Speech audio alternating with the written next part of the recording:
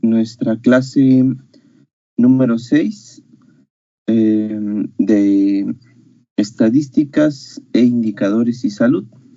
Es un placer para mí el estar con ustedes, como siempre, y pues vamos a checar el día de hoy lo referente a la actividad 1 de la unidad 3, que es la que pues ustedes estuvieron haciendo en esta semana. Nada más para pues aclarar pues algunas dudas y procesos de los que se tenían que seguir. En general, pues la entrega pues ha estado muy bien. Yo sé que todavía les quedan un par de días para entregar, pero pues los trabajos que me han llegado han estado bastante bien. Sin embargo, pues siempre es importante el dejar claro qué fue lo que se hizo, porque a veces pues no se comprende del todo, ¿no? Esta situación. Entonces, por eso, pues vamos a checar paso por paso qué es lo que se debía de hacer, ¿sale? Y bueno, lo que nos pedía la actividad era hacer una prueba de hipótesis, ¿no? Que era, eh, bueno, primero, ¿qué es una hipótesis? ¿Sale? Por ahí debemos de empezar. Más allá de la definición, pues vamos a entenderlo con ejemplos prácticos, ¿sale? No sé si ustedes tengan gatitos. Yo tengo uno que es bastante huraño, ¿no? O huraña, porque una de las cosas que tienen los gatos es que es muy difícil identificar su sexo si es que tú no eres como que experto en eso, ¿no? Eh, entonces, pues tú ves un gato y es muy difícil diferenciar su sexo. Si mi gatito es muy huraño y cada que lo quiero agarrar me muerde, ¿no? A lo mejor no me lastima, pero sí no le gusta mucho que lo toquen. ¿Ustedes dirían que tiende más a ser un macho o que tiende más a ser una gatita hembra? ¿Cuál será el indicador, ¿no? que me va a permitir identificarlo? Hay quien dice que, que las gatitas hembras son más, un poquito más hurañas, ¿no? Y tienden a distanciarse más, ¿no? A no ser tan afectuosas, vamos a ponerlo así. Entonces, pues yo cuando veía a mi gatito y bastante enojona, pues dije le voy a poner nombre de gatita, ¿no? Y entonces cuando lo llevo al veterinario pues lo revisan y lo vacunan y todo esto, me dicen, no, pues es gatito macho. Y yo, bueno, ¿no? Habrá que cambiarle el nombre, ¿no? Porque pues no es lo que esperaba. ¿Qué fue lo que hice? En este ejemplo, lo que realicé fue una hipótesis que intenta relacionar dos variables. La primera variable, la agresividad o afectuosidad del gato, desde donde lo queramos ver, y la otra variable, el sexo. En esta hipótesis, yo quise demostrar que hay una relación entre la afectuosidad del gato y su sexo. Entonces, mi hipótesis me dice, pues ya está, ¿no? Yo digo, yo afirmo que así va a ser y la realidad, bueno, el estado de la naturaleza y cómo es, pues me dice otra cosa. En este caso, yo fui con una hipótesis al veterinario y rechazaron mi hipótesis, ¿vale? Porque me dijeron, no, ni la agresividad ni la afectuosidad tienen que ver con el sexo. ¿Vale? Eso, de manera bien sencillita, es una hipótesis. Tengo dos variables, o yo afirmo que hay una relación entre esas dos variables, y los cálculos estadísticos se van a encargar de afirmar o rechazar mi hipótesis. ¿Sale? Vamos con otro ejemplito, bien sencillo. ¿Quién creen ustedes o en qué género, en qué sexo creen ustedes que se presenta más la depresión? ¿En hombres o en mujeres? ¿Quién tendrá más o estará más propenso a la depresión ya en un problema de salud? ¿En quién debemos volcar los esfuerzos para determinar o para poner ayuda y que no pasen, ¿no? Con tanta frecuencia los cuadros depresivos? ¿Qué dirían ustedes o qué contestarían ustedes?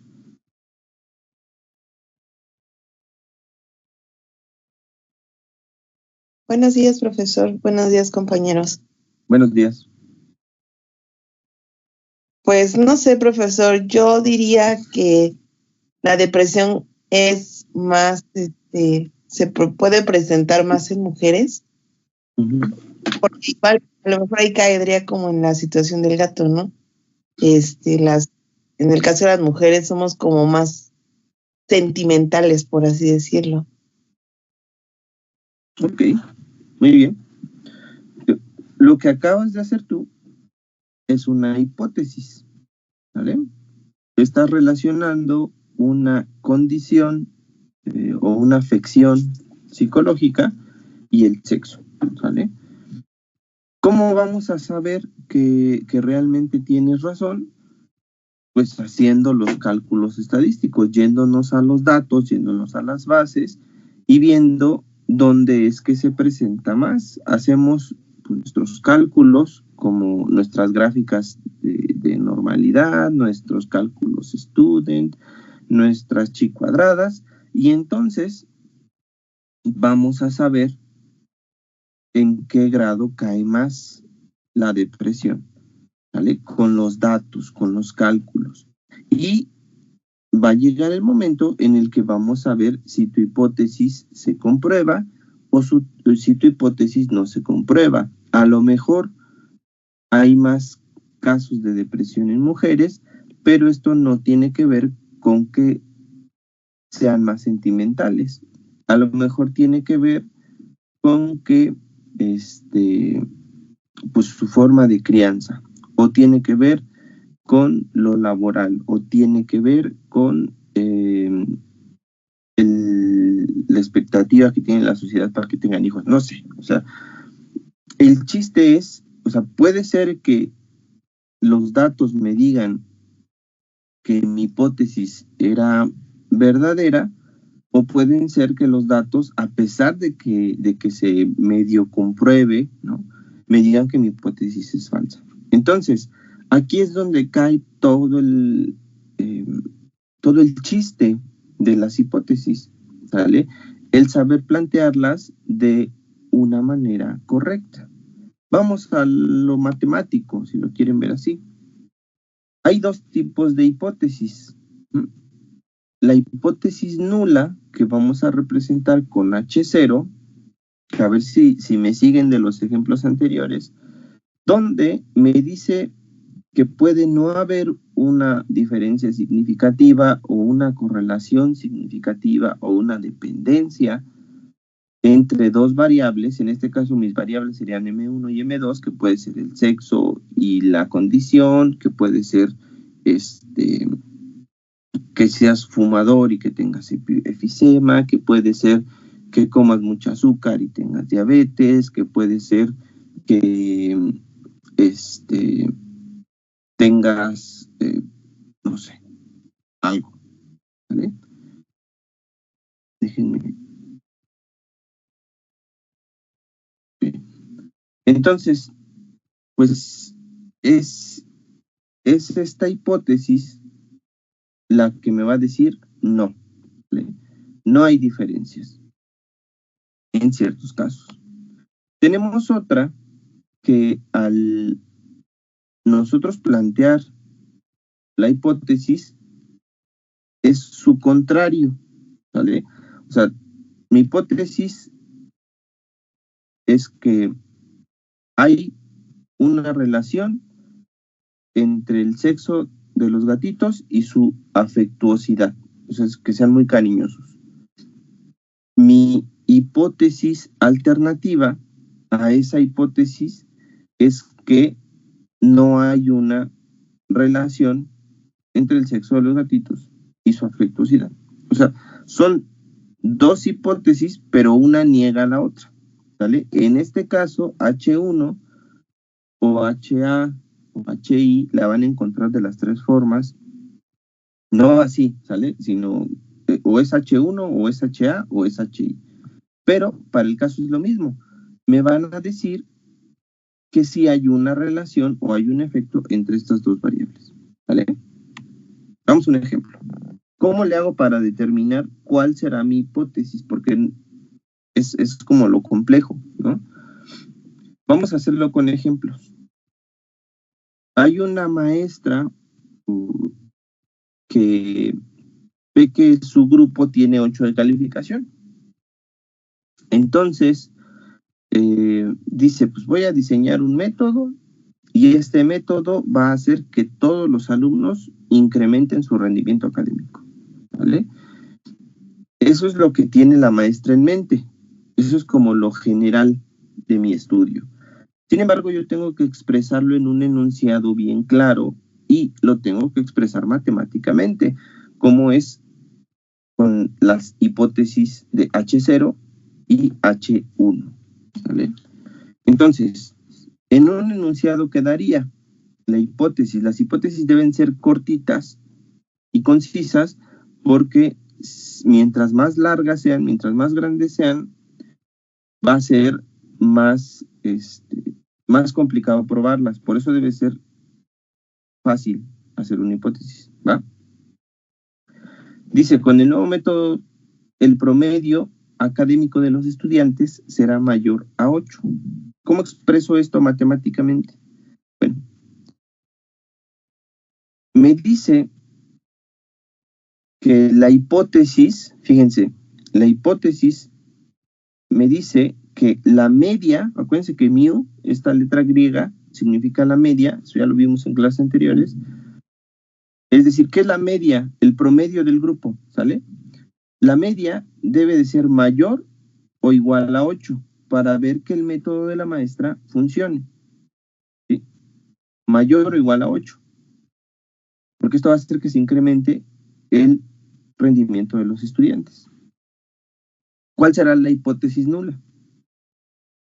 La hipótesis que rechaza esta hipótesis. Pues esta dice que si mu, es decir, que si la media del grupo es menor que 8, entonces, pues no funciona el método, ¿sale? Yo aplico el método, saco la media de la calificación del grupo y acepto. ¿Cuál de las hipótesis? Pues depende de la calificación del grupo. Si la calificación del grupo es 9, acepto la hipótesis alternativa o la hipótesis de investigación, ¿sale? Que es lo mismo, H1, y rechazo la hipótesis nula. Si el promedio es menor a 8, es decir, por ejemplo, 7, si todo el grupo sacó 7, acepto la hipótesis nula y rechazo la hipótesis alternativa. ¿Sí se entiende? Más o menos. El chiste es que yo tengo que generar mi hipótesis con estas H's, con estas mu's, para rechazar o aceptar la hipótesis. Esto, van a decir, bueno, ¿para qué? Pues para justamente comprobar que los métodos están sirviendo. Vamos con un ejemplo más hacia la medicina. Imagínate que hay un fabricante de medicinas que me dice, oye, yo estoy fabricando medicamentos y pues ojo que con los medicamentos debemos de ser muy precisos. Imagínate que tú necesitas tantos mililitros o tantos miligramos de cierta sustancia para que tu cuerpo reaccione, si el fabricante no pone los mililitros que son, porque hay una falla en su proceso de llenado de los envases, o porque de repente pues hay algún producto que no cumplió con lo que la calidad requería, eso es muy peligroso, ¿no? Porque el doctor dice, no, pues son 10 gramos, ¿no? Dáselos. Y te los dan, pero no iban 10 gramos, iba menos. Te descompensas y dicen, pues, bueno, no sirvió, vamos a probar otro método. Pero igual y no era el método, no era el medicamento que te estaban dando, sino que el fabricante pues no lo está haciendo como debe de ser. Esto es peligroso, ¿no? Tiene que tener un control de calidad muy estricto en cuanto a medicamentos para que pues podamos estar administrándole al paciente lo que debe de administrarse. Ahora, si va más, ¿no?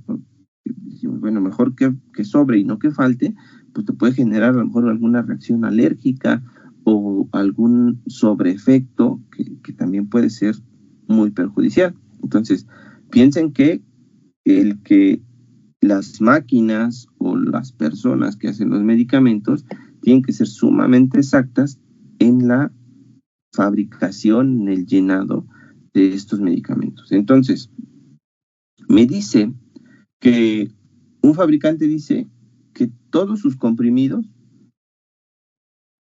mínimo pesan 50 miligramos, ¿vale? No hay duda. Pues, ¿cómo validamos esta afirmación del fabricante? Él nos dice en su hipótesis nula, o sea, él dice en su afirmación, ¿sabes qué? La media es igual o mayor de 50. ¿Vale? No debe haber problema en mis comprimidos. Todos son mayor o igual a 50 miligramos. Nuestra hipótesis, porque por algo estamos haciendo el estudio, porque dudamos, ¿no? Dice que alguno o algunos en conjunto, haciendo nuestra media, van a ser menor que 50. Entonces, si yo en mi estudio encuentro algo que rechace su hipótesis, es decir, calculo, saco la media, veo que realmente tenga o no razón, puedo rechazar la hipótesis nula y aceptar mi hipótesis alternativa, ¿sí? O si yo no encuentro pruebas de que la media sea menor a 50, entonces acepto su hipótesis nula y rechazo la hipótesis alternativa, ¿sí? Ahorita vemos cómo vamos a completar estas pruebas, porque no se queda en la hipótesis, ¿vale? Viene, pues, algo más. Otra toma de decisiones en cuanto a la generación de hipótesis. Si ven, son diferentes formas desde donde abordar nuestra hipótesis, ¿vale? Alguien que fabrica máquinas para laboratorio, ¿no? Por ejemplo, no sé, microscopios, las máquinas donde metes a centrifugar pruebas, no sé, alguna máquina de resonancia, algo. Necesitan una pieza que tenga un diámetro de 2 centímetros, ¿sale? Ojo aquí, porque aquí tengo que tomar una decisión, no solo rechazar una hipótesis y decir, sí, está mal tu estudio o está bien tu estudio, no. Aquí tengo que decidir si puedo utilizar la pieza o no. Entonces, mi hipótesis nula dirá que la media de mis piezas es de 2 centímetros y mi hipótesis alternativa dice que la media no es de 2 centímetros, ¿vale? O es diferente de 2 centímetros. En este caso, si mi hipótesis nula es correcta, yo puedo utilizar las piezas, ¿vale? Pero si mi hipótesis alternativa es la correcta, yo no puedo utilizar las piezas, ¿sale? Para esto, pues cualquiera de las dos afirmaciones me sirve para tomar una decisión, ¿sale? El chiste es que planteo la hipótesis para que ésta me diga qué acción realizar, ¿sale? La primera, la hipótesis nula, me va a decir si utiliza las piezas, y la segunda me va a decir no. Vemos que hay entonces tres formas de utilizar la hipótesis nula y la hipótesis alternativa. La puedo plantear para decir que la media es mayor o igual, la puedo utilizar para decir que la media es menor o igual, o la puedo utilizar para decir que la media debe ser igual para las cosas exactas, ¿sale? En el primer caso, bueno, estoy dudando de que pues, la media sea lo que me dicen. En el segundo caso, estoy dudando de la validez de la idea, y en la tercera, pues necesito el cálculo exacto. Para estas hipótesis, pues tienen cada una su hipótesis alternativa, que sería, en el primer caso, menor, porque arriba estoy diciendo mayor o igual, entonces la única alternativa es menor. En el segundo caso, mayor, porque la de arriba me dice menor o igual, entonces la única alternativa es que sea mayor. Y en el tercer caso, uso la diferencia, ¿sale? Para la toma de decisiones tiene que ser la diferencia, o es igual o es diferente. Aquí solo hay dos alternativas, ¿sale? En las dos anteriores hay todo un rango que puedo considerar, pero en la hipótesis, en la última hipótesis, en la de toma de decisiones, solo hay dos alternativas, ¿sale? Que sea eso exactamente o que sea diferente de eso, ¿va? No sé, si van teniendo dudas, me dicen, porque si no me sigo y igual no quiero que se quede nada en el tintero, por favor.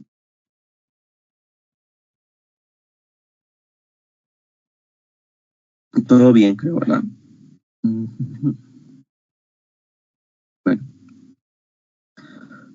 ¿cómo hacemos ya el cálculo específico de la hipótesis? Sí, que es el videito que les dejé de explicación.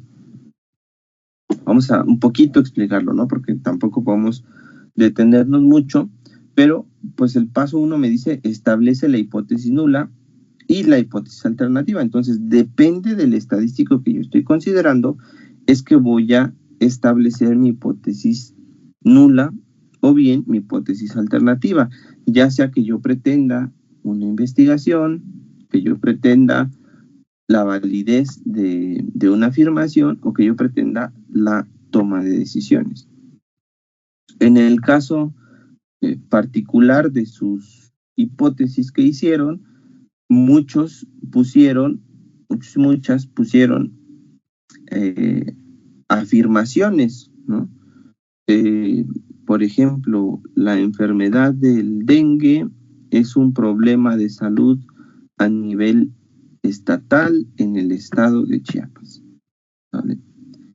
Eso es una afirmación. Entonces, ¿cómo o cuál sería mi hipótesis nula? ¿Cuál sería mi hipótesis alternativa? ¿Sale? Esta tiene que ir planteada en función de números, ¿no? Porque yo no puedo decir hay mucha gripe, que es mucha, ¿no? ¿A qué te refieres específicamente con que hay mucha gripe? Bueno, respecto al año anterior, los casos de gripe han aumentado en un 25%. Ok. ¿No? O históricamente los casos de COVID han descendido en un 30%. ¿No?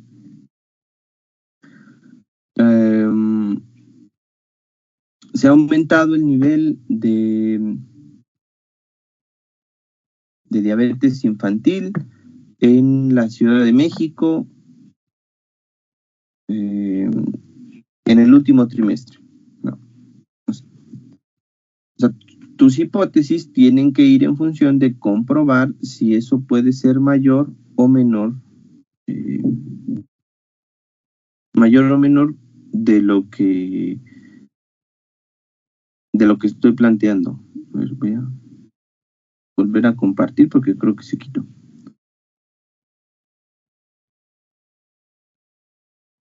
Ahí está. Entonces, me dice que debo de conseguir un enunciado relativo al valor de un parámetro poblacional que se formula con el fin de probar evidencia numérica, lo que les comentaba. Luego, hay que ver cuál es el nivel de significancia, dependiendo de lo que yo quiera hacer. Yo les he comentado que, pues, en general se usan muchos valores, se pueden utilizar el nivel de significancia que quieran, pero, pues, por ejemplo, si yo quiero hacer un estadístico con un 50% de confianza, pues mejor no hago nada, ¿no? Porque no me va a decir claramente lo que tengo que hacer. Me sirven estadísticos cercanos a la realidad, cercanos a lo que va a pasar. Sin embargo, ya quedamos que mientras más confiable sea mi estadístico, más caro y más laborioso va a ser. ¿Hay lugares que lo necesitan? Sí. Por ejemplo, lo que comentábamos, los medicamentos, la elaboración de medicamentos, claro que requieren un nivel de significancia importante, como el control de calidad. O sea, la limpieza en un quirófano, por ejemplo, no puedes dejarla ahí, pues hay un 95% de que funcione. No, tienes que llevarla al extremo, lo más que se pueda llegar a lo que tú buscas. Pero hay otras cosas que a lo mejor no necesitas controlar tanto. Por ejemplo, el peso de los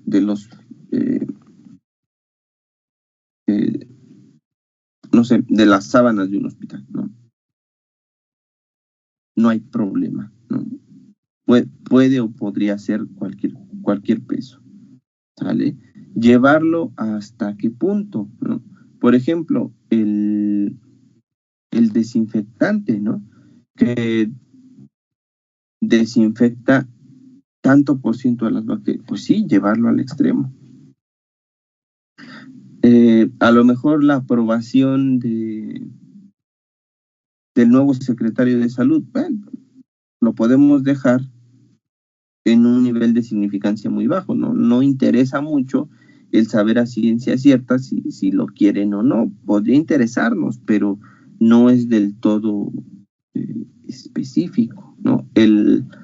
La cantidad de nacimientos que hay en el mundo, pues podemos dejarlo en un aproximado, ¿no? Porque sería difícil ir a buscar a todas las mujeres que tienen hijos sin que nadie se entere, ¿no? Es muy complejo porque tendrías que rastrear, tendrías que pues ir a comunidades, hay muchos casos, por ejemplo, ahorita hubo uno muy sonado en el que pues una mujer tuvo a su hijo en su casa, fue y lo dejó en una puertita de un lugar y se desapareció, ¿no? Y nadie la conocía, nadie supo que estaba embarazada, nadie nunca vio nada, hasta que de repente apareció el bebé ahí en la puerta, ¿no? Es muy complejo. Entonces, pues no habría por qué llevarlo hasta el extremo ese tipo de casos, ¿no? Podemos dejarlo en 90% de confiabilidad. Es importante, sí, pero es muy costoso y muy difícil llegar al 100. Además, poco beneficioso, ¿no? Porque, pues bueno, ya llegaste al 100 y luego, ¿no? ¿Qué vas a hacer con eso? Haces prácticamente lo mismo con un 10%. Y bueno, nuestro número clave, nuestro santo grial, que es el 0.05 o 5% de error, ¿sale? Eso quiere decir que estamos al 95% seguros que algo va a pasar o que algo está pasando, ¿sí? En estadística siempre casi siempre vamos a utilizar el 95% de confiabilidad como nuestro número guía, ¿sí? Es algo que ya venimos trabajando.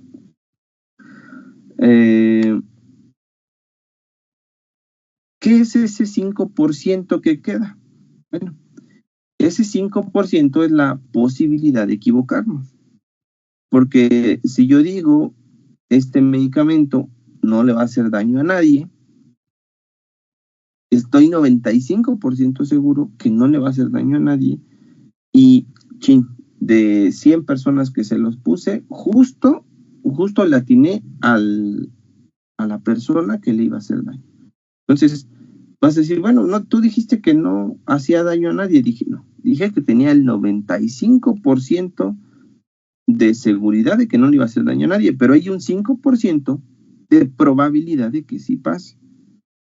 Entonces, ¿hace daño o no hace daño? No, hay un 95% de probabilidad de que te haga daño, de que no te haga daño.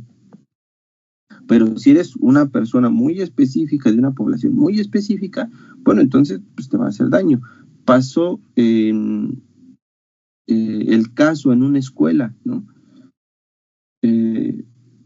Una chica llega a orientación y se empieza a decir que no puede respirar y se le pregunta, bueno, se le revisa rápidamente, se llama al doctor y el doctor la ve y dice, no, pues parece una reacción alérgica, ¿qué comiste? No, pues una pizza. Bueno, ¿a qué eres alérgica? Y empieza la niña, a las nueces, a las fresas, al chocolate, al gluten, o sea, era alérgica a todo. Y entonces el doctor dice, bueno, ya traía él, porque bueno, para las reacciones alérgicas a veces se usa la dexametasona, y él ya la traía, y antes de darle dice, a ver, dime todo a lo que seas alérgica. Y empieza la niña a enlistar, y en eso estaba la dexametasona. Si el doctor se la llega a dar, se hubiera complicado un montón la situación. ¿Por qué? Porque el medicamento que sirve en el 95% de los casos para aliviar la reacción alérgica, en un 1% o en un 0.01% de la población no sirve, ¿no? Y te puede llevar a la muerte. Entonces, eso es el error, ¿sale? O sea, cuando caemos en ese error es cuando hablamos de ese 5% que no consideramos y termina siendo verdadero, ¿no? Entonces, hay dos tipos de error. El error tipo 1 es rechazar la hipótesis nula cuando esta es verdadera, y hay un error tipo 2 que dice aceptar la hipótesis nula cuando es falsa, ¿no?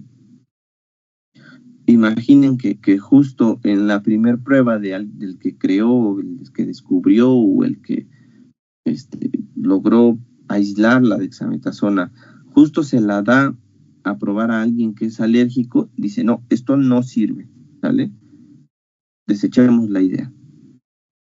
O sea, justo tenía el medicamento que va a servir para todos, para la mayoría, la inmensa mayoría de la población, que le iba a servir muy bien, y como justo cayó en donde no debía, rechaza el medicamento y ya nunca sale al público y no habría con qué curar a un montón de gente, ¿no?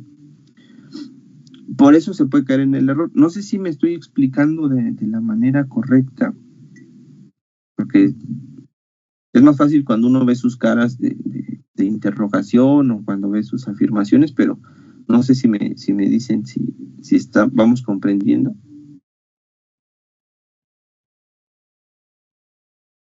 Muy bien, muchas gracias por esas respuestas. Bueno, entonces continúo. Aquí hay una tablita, ¿no?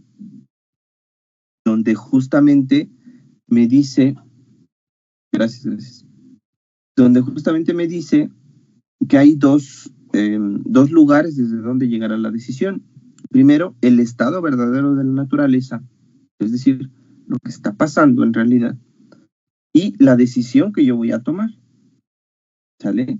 Si en esa decisión rechazo la hipótesis nula, cuando la hipótesis nula es verdadera, estoy cayendo en el error tipo 1.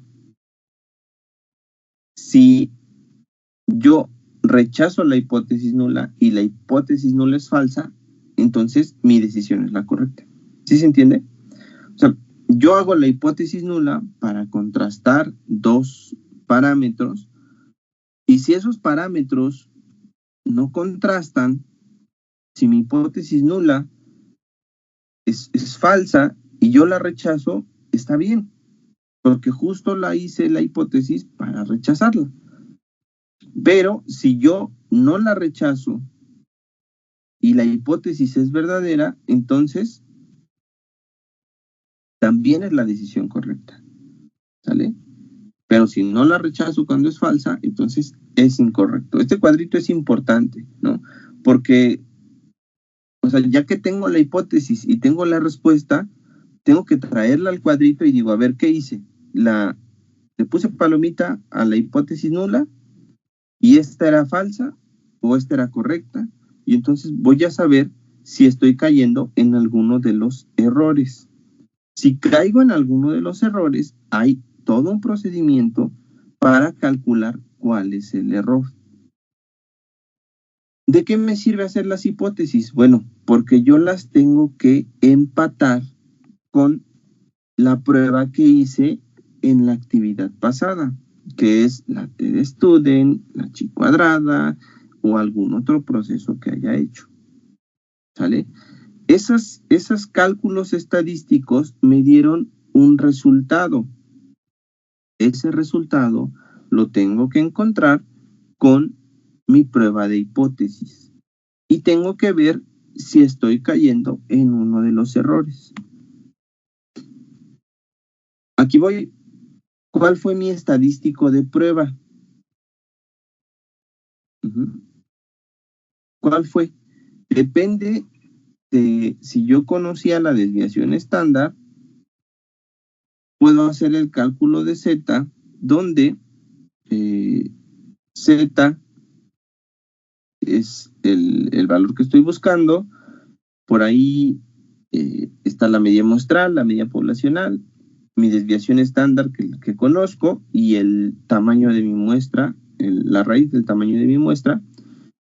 Y esto pues me va a dar los elementos para poder tomar una decisión.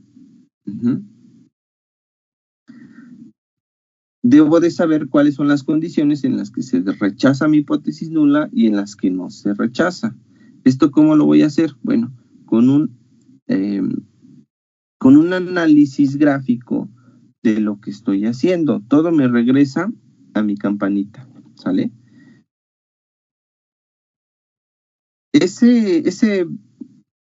Esa cola derecha de mi gráfica me dice cuál es el área de rechazo, ¿vale? Piensen que toda el área bajo la curva son las decisiones, perdón, son los resultados en los que puede caer mi prueba. Toda esa área, que es el 95% de probabilidad. Yo debo de calcular cuál es mi región de rechazo, hasta dónde puede llegar mi valor para determinar si mi hipótesis se acepta o se rechaza. Dentro del área bajo la curva, no rechazo mi hipótesis nula. ¿Por qué? Porque aquí me dice un ejemplo, ¿no? Me dice que el departamento de General Foods Corporation se preocupa porque algunas cajas de Grape Nuts exceden considerablemente el peso. el cereal se empaca en cajas de 453 gramos. ¿Qué quiere decir? Que la hipótesis nula me dice que la media es menor o igual, o debe ser menor o igual de 453 para que no exceda el peso, porque ese es el problema, ¿no? Que se están excediendo en peso. Entonces, si la media es menor o igual a 53, todo bien. Pero si la media es mayor a 453, entonces todo mal. Se supone por el proceso de empaque, porque eso es lo esperado, que pues no deben exceder los 453. Entonces, cualquier valor que caiga en menos de 453 cae bajo la curva, y esto me permite aceptar mi hipótesis nula. Pero si por alguna razón la media es mayor que 453, mi estudio caerá en el área de rechazo de la hipótesis nula. ¿Sale? Ese signo, el mayor que, me dice de qué lado de la curva debe de estar mi área de rechazo. Este videito yo creo que ya lo vieron. No sé si lo entendieron bien, pero justamente hacia allá voy, hacia explicarles la primera parte, no la parte de los cálculos, porque eso pues ya lo tienen que hacer paso por paso ustedes con su propio, con su propia mano, puño y letra, ¿no? Ir siguiendo paso por paso. A ver, voy haciendo esto, luego esto, ¿vale? Pero que se entienda lo que están haciendo. Y tomo una decisión en mi quinto paso, que es calcular el estadístico de prueba y compararlo con el valor crítico. ¿Cuál es mi estadístico de prueba? La T-Student, la Chi cuadrada, ¿sale?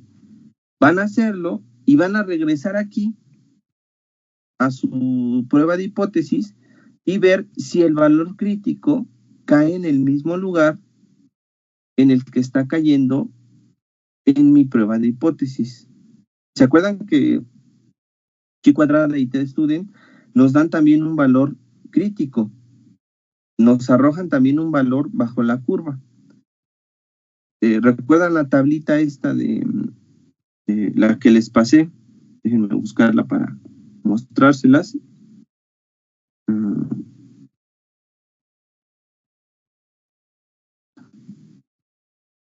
Esa no la tenía preparada, pero denme un segundito y se las muestro.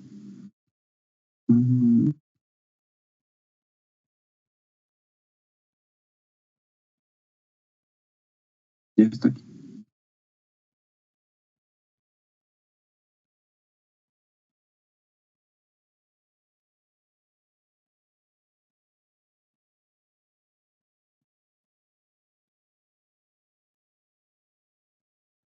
Estas tablitas, ¿sale?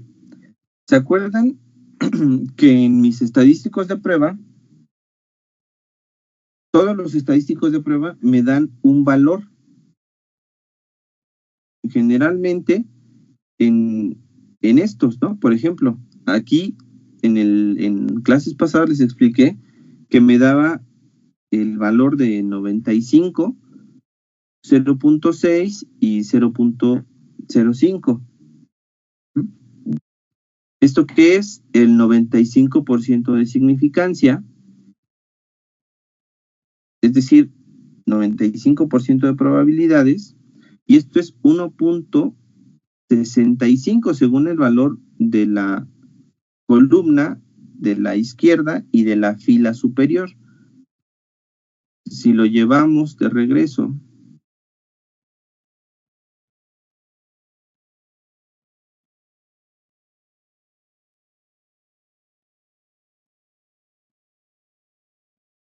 aquí al gráfico, vean que es 1.65. ¿Por qué?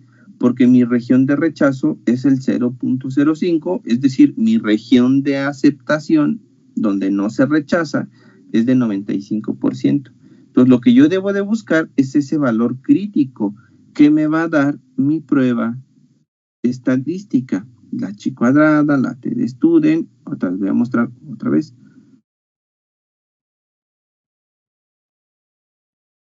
Este es el el T, ¿sale? La prueba T de Student, que también me va a dar un valor, fíjense, bajo la curva, es lo mismo, ¿sale? Aquí estamos buscando alfa. Y en chi cuadrada, igual, me da un valor bajo la curva, ¿sale? Igual, valores de distribución, que es lo que tengo que estar buscando. Entonces, yo hago mi prueba estadística, la que hicieron en la actividad anterior, hago mi prueba de hipótesis y luego contrasto las dos pruebas. Y las dos me tienen que dar el mismo valor crítico, ¿sí? Para que funcione. No sé si me estoy explicando. Eso es la prueba de hipótesis. Entonces, compruebo por dos vías. Obviamente, si mi hipótesis es rechazada, pues no pasa nada. Estoy entendiendo justamente pues cómo está la realidad. Es lo que les decía del gatito, ¿no? O sea, mi hipótesis era que el gatito era hembra. Y hice mi estudio estadístico, comprobé con el estado real de la naturaleza y vi que no, que era gatito. Bueno, ya tengo un resultado. No quiere decir que estoy mal, ¿eh? No. Si mi hipótesis no contrasta con mi prueba, pues también tengo un resultado, ¿no? Que es mi hipótesis alternativa. O sea, si ustedes rechazan hipótesis nula, tienen hipótesis alternativa. Y ya sabemos, ya tenemos también conocimiento que no hay relación entre la afectuosidad de los gatitos y el sexo. Entonces, la siguiente vez que alguien me diga, oye, este gatito ha de ser, no. Ya hay una prueba que me dice que no. ¿Vale? Que no hay una relación entre estas dos variables. Y también sabemos algo. ¿Sí se entiende? O sea, que no cuadren, que se rechacen las hipótesis que estoy haciendo, no es malo. Porque estamos teniendo información.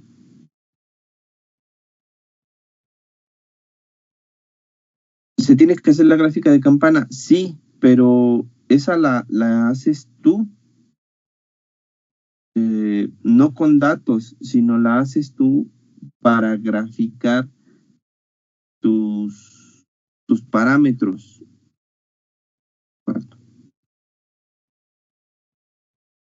O sea, para entender cuál es tu área sombreada, para entender cuál es el área calculada. ¿Sí? Esta gráfica no tiene datos, o sea, no es que aquí 1, aquí 100, no. Esta gráfica tiene forma solamente, entonces tú la haces, determinas tu valor crítico dónde va, calculas cuánto es lo que va atrás, calculas hacia dónde está tu área de rechazo, a lo mejor no está hacia la derecha, a lo mejor está en la izquierda, porque tu signo va hacia otro lado, y entonces sacas y contrastas con tu valor crítico. ¿Sí? O sea, no hay datos para hacer esa gráfica. Hay una forma y tú le pones los datos más o menos calculando hacia dónde. Obviamente, si tu estudio es del 99% de confiabilidad, pues tu área de rechazo va a ser una área muy chiquitita, ¿no? Si es menos, si es 90, tu área de rechazo va a ser más grande. Leo sus comentarios.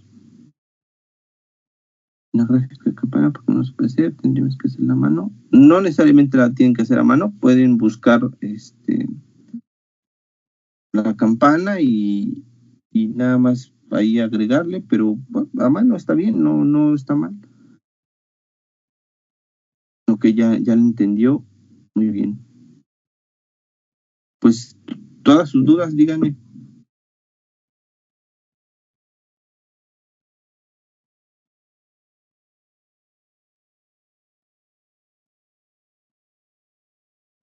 No sé si... Obviamente falta el procedimiento, ¿no? Pero bueno, en general quería que entendieran qué es lo que se tiene que hacer. Ya los cálculos, según yo, es más sencillo, porque ya nada más es seguir lo que va haciendo el el profe del video, ¿no? Lo difícil es plantear cuál es mi hipótesis, a qué me estoy refiriendo, ¿no? Creo que eso es lo complicado, ¿no? ¿Cómo ven?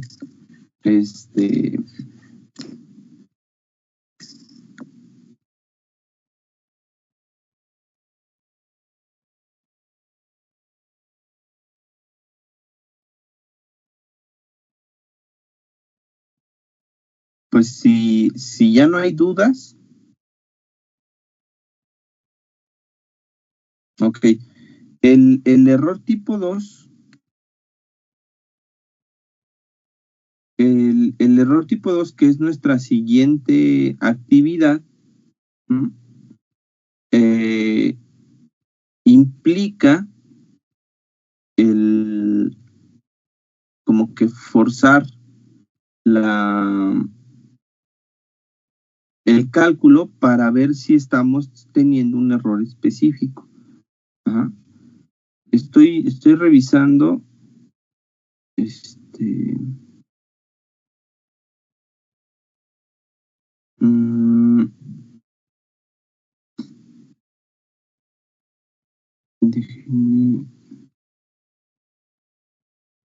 estoy revisando los videos. Bueno, no les puse uno específicamente para calcular el error tipo 2, pero pues es que se entienda específicamente a qué se refiere el error tipo 2.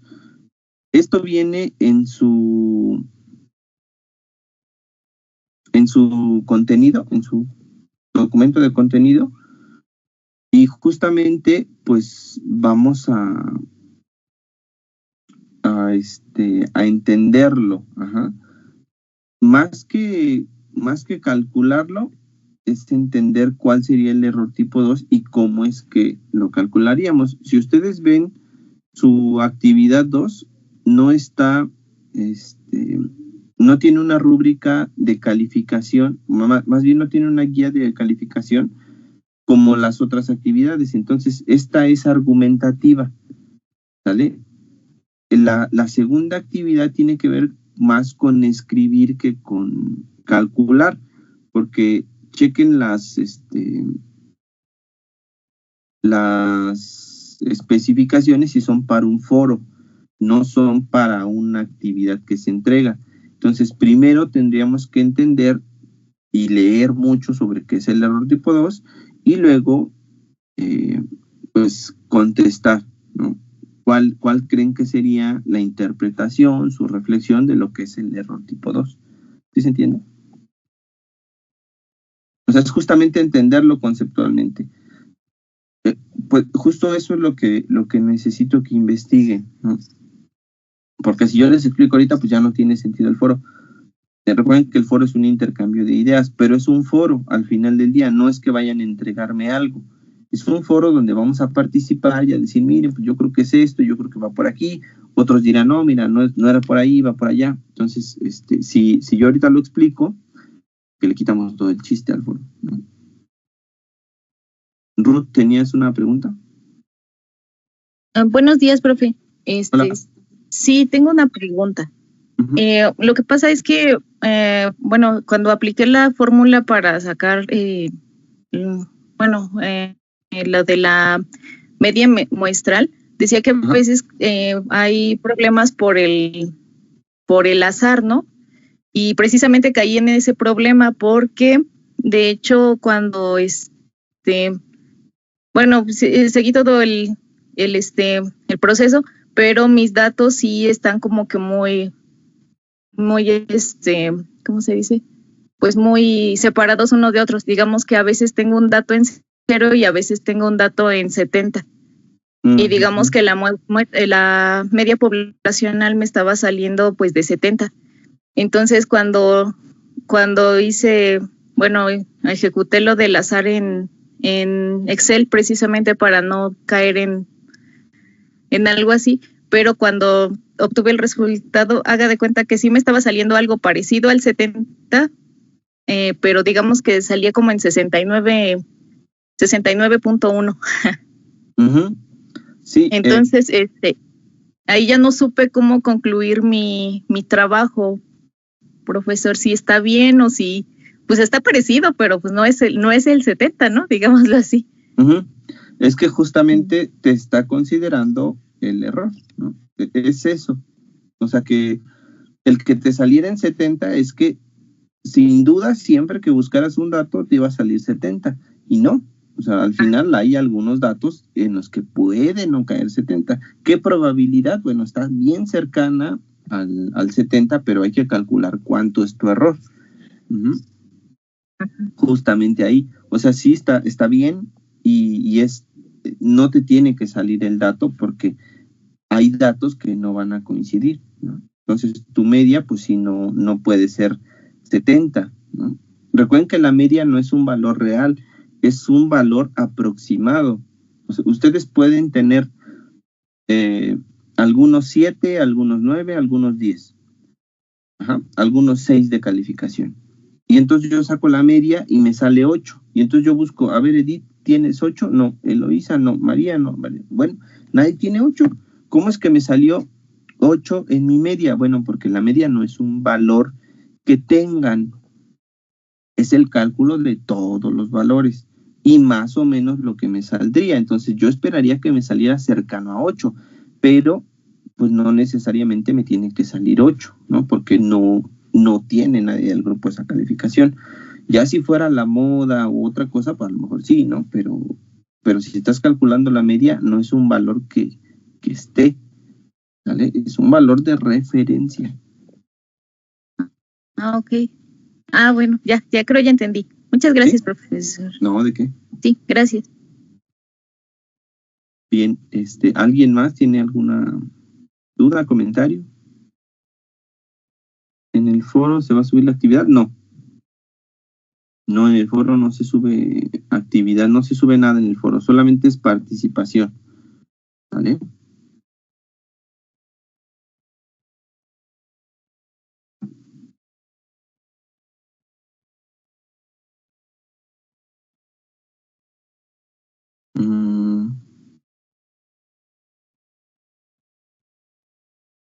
¿Alguna otra? ¿Solo es explicar lo del error tipo 2? Sí, solo eso y compartir con los compañeros, ver si alguien... el foro tiene la intención de que ustedes interactúen, pero realmente, ¿no? O sea, si yo detecto que alguien no la está entendiendo, tengo que ir a corregir, pero siempre con la referencia de dónde estoy sacando la información. Tienden mucho a no poner referencias, a hacer participaciones cortitas sin decir de dónde la están sacando o desde dónde están hablando. Entonces, es importante que no se olviden de citar las fuentes de dónde están investigando. Aquí la intención es que ustedes vayan, lean, revisen y vayan luego al foro a decir lo que revisaron. No nada más de, sí está chido lo que dijiste. No. Sí tenemos que decir desde dónde para que el compañero vaya a la fuente que yo estoy citando y decir, mira, sí es cierto lo que está diciendo, o decir, no es cierto, no lo estás entendiendo bien, ¿vale? Edith. Sí, profe, gracias. Buenos días. Lo que pasa es que sí me quedaba duda porque en la planeación yo vi que mencionaba que sí teníamos que argumentar, pero que también que subiéramos nuestro archivo. Entonces, nada más para dejar claro eso, porque sí dice que subas tu archivo y la verdad yo pensé que iba a subir o que tenía que subir mi archivo de la primera entrega que hicimos. Y aparte la argumentación del error tipo 2. Entonces, ¿nada más de argumentación o estoy confundida? Por favor. Sí, ya vi. Pueden subir el archivo para que los compañeros entiendan desde dónde están ustedes interpretando el error tipo 2 en su caso particular. Pero yo no voy a evaluar el archivo que suban. Yo lo que voy a evaluar es lo que estén argumentando, las participaciones que tengan, ¿sí? No los archivos no son evaluables, ¿vale? Entonces, sí lo pueden subir. Muchas gracias. Sí, o pueden explicar ahí mismo en su participación su problema, ¿no? como ustedes lo determinen, pero no se evalúa el archivo, no se me preocupen por eso, ¿va? Gracias. Uh-huh. Sí, vean, siempre que hagan una actividad, revisen, aparte de las instrucciones